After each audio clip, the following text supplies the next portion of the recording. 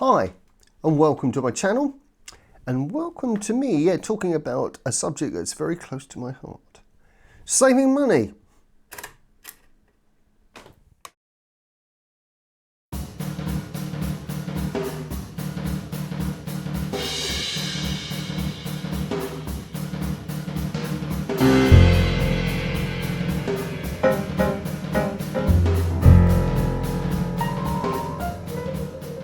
I would be completely lying if I said that photography, whether it be digital or analogue or whatever, is cheap. It isn't. It patently isn't. But there are approaches that can make it more affordable, and I'm going to try and lead you down some of those paths to actually not have to spend quite so much money to get what you want. And I think the very first principle, and I'm going to make this principle number one, is that the white heat of technology costs the green wad of poverty. Have a think about that. If you buy the latest of everything, you pay through the nose for new technology, and I don't necessarily just mean new digital technology, because new products come out for film photographers and we leap on them, and often they're more expensive when they start out. At least that's the way it used to be with film. It's not quite so easy on that front now.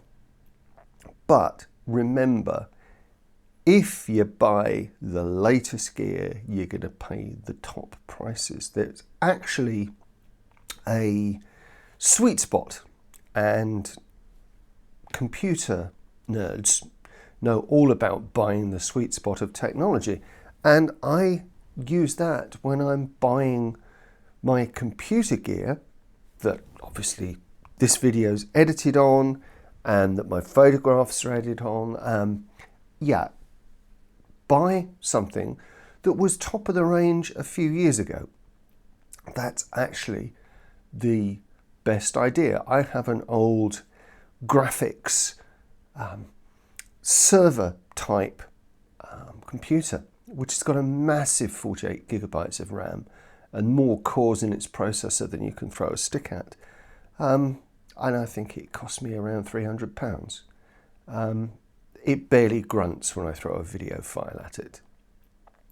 But it didn't cost me the huge tax you pay for buying something absolutely brand new and at the cutting edge of technology. So, first tip, don't buy anything at the cutting edge of technology. And that includes your latest digital cameras, guys. Yeah. Tip number two, guys. You can't take pictures of what's not in front of your camera. That's pretty simple, I would have said. But spending money on a trip somewhere to go and take photographs is going to benefit you more than buying that new lens. Really. Getting somewhere that inspires you, getting your camera into a target-rich environment, that is going to get the brain going and get the shutter clicking, and you're going to get better results. Yeah, it may be really, really great to get that box from the postman and open it up and have a new shiny toy to play with, but where are you going to play with it? Yeah? So, if you get a chance, book that holiday. Yeah, I know with COVID and all the problems that surround it, we've not been booking holidays, we've not been getting out as much as we should be, but every opportunity you take, jump in the car, walk down to the park, anything that gets you out with a camera. You cannot take pictures of things that aren't in front of the lens. So that's going to save you money. It'll save you money, and in the end, you'll get much better pictures and more of them. Tip number 3, if it's a little bit broken, it may be a lot bit cheap. This Olympus OM2 isn't broken, but it's certainly not pristine. It's brassed, on the corners, and the contacts are not working properly for a motor drive. But I don't use a motor drive on it, so I don't really worry. But it was a lot cheaper than I would have got an absolutely pristine OM2, and it works perfectly well. Likewise, this lovely old Thornton Pickard triple extension camera, the Imperial, I got this for 50 quid. £50 for those of you who are on the other side of the Atlantic. And it didn't have a lens, it had a broken screen, there are a few bits that were bent and generally in need of some work. But these were all things that the average person with the average amount, I would have said, of skill with a couple of hand tools can fairly easily do. I made a lens board for it, which I'll show you some pictures of in a second. And I also adapted a process lens to fit on it. Now, process lenses are cheap, or cheaper, because they don't have shutters, and I bought a box of old stuff that had this lovely old shutter in it. Again, doesn't look pretty, but it does the job. So if it's a little bit broke, it might be a lot bit cheap. Now for tip number 4, and this is a little bit of a contentious one. I've said in previous videos that mistakes aren't necessarily bad for you because you learn from them. But tip number 4 is mistakes cost money. So learn how to make as few mistakes as you possibly can and save money. That technique for me is to use film I know, developed in chemicals I know, taken on cameras I know inside out.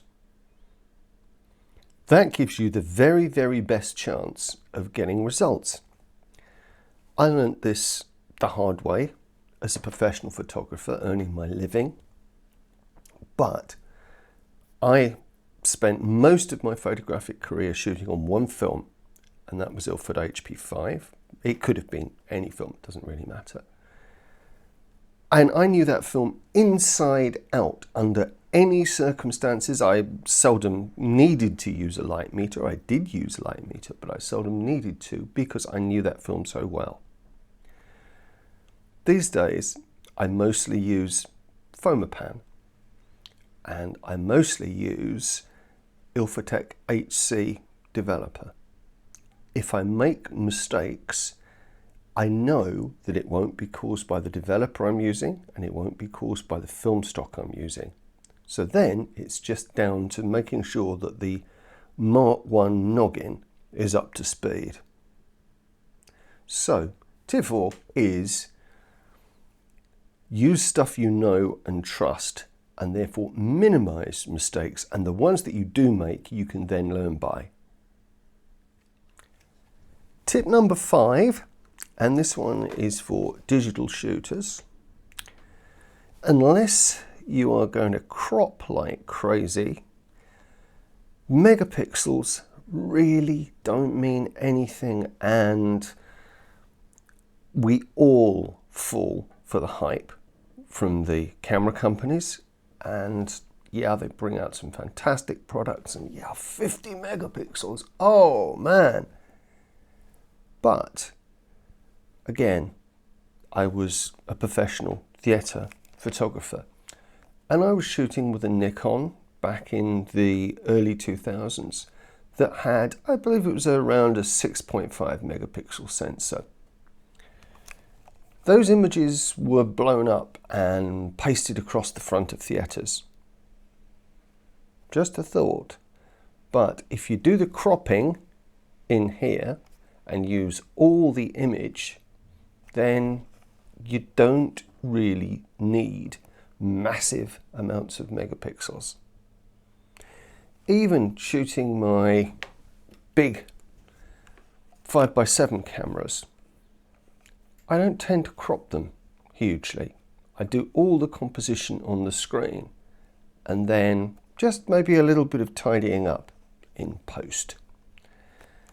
So if you are a professional who's going to be dumping images in front of editors and they want to move stuff around and they must have huge megapixels to do that, then fine. But if you're doing this to enjoy yourself, then you don't need those megapixels. Honestly, you don't.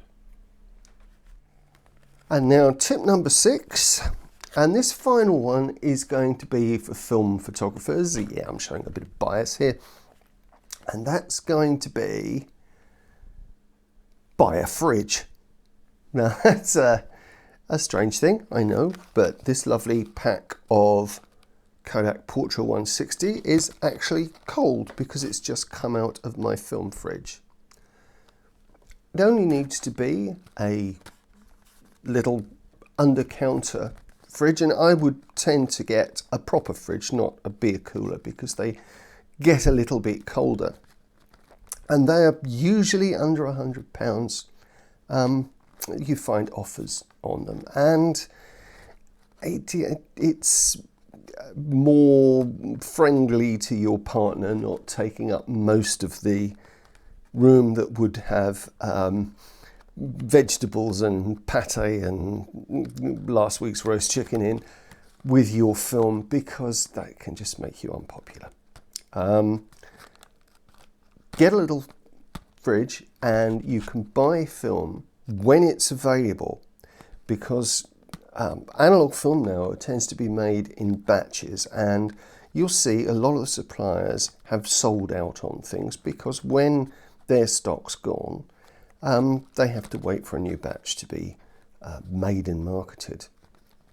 So you can buy film when it's available. You can also buy short-dated film and even expired film and salt it away for a rainy day, because we all like photographing in the rain, really, don't we? Yeah. That's the reason I'm not out at the moment, is because it's pouring outside. But anyway, I'll ignore my own advice. Get a fridge, and that will encourage you to spend money on film rather than on that latest expensive gadget. Oh, and of course, if you can develop film yourself, then you're going to be saving even more money. Well, if you've enjoyed these tips on how to save a few quid, then, hit that like button. And if you've enjoyed it enough to want to see some more, then think about subscribing, because that really helps the channel. And also, I really like to see your comments. I'd like to know how you save money. Maybe give me some hints, and then I can pass them on to other people, and maybe I can save myself some money as well. Anyway, until I see you all again, take care and keep taking pictures.